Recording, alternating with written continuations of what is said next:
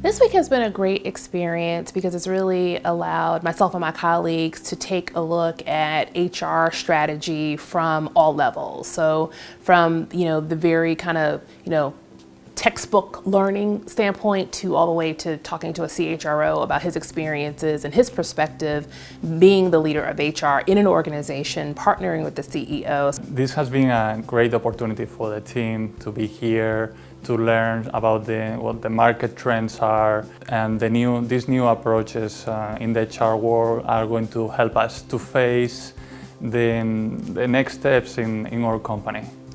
I think the best thing for me from this program was being able to refine my skills and utilize new tools, and really tools that I've never thought about in terms of getting to a decision, but also being able to share with the business.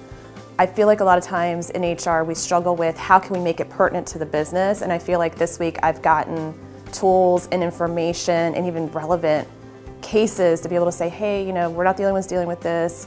Here's some information, or here's another way to look at it. I love the fact that we had, again, a real life case or real life problem that we could try to solve, because as we were learning, we were thinking about that. This training has made me think out of the box. For me now, I'm going to approach the new projects, the new initiatives with a different perspective.